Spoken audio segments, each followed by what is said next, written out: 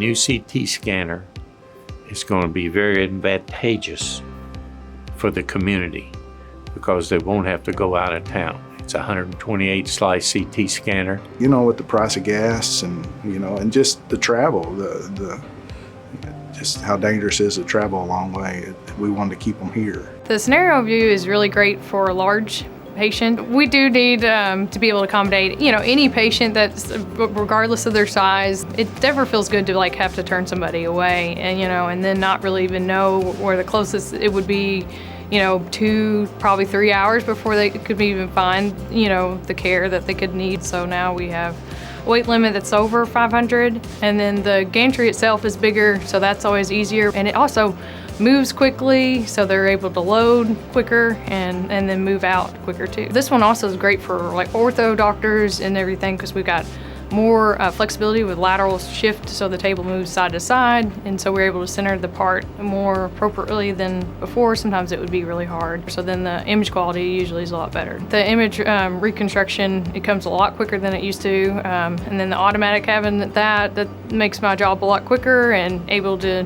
turn them out and get the trauma patients done and sent over and to be read.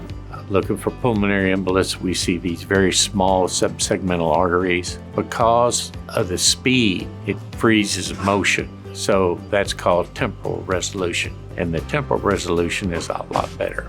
That CT scanner will compete.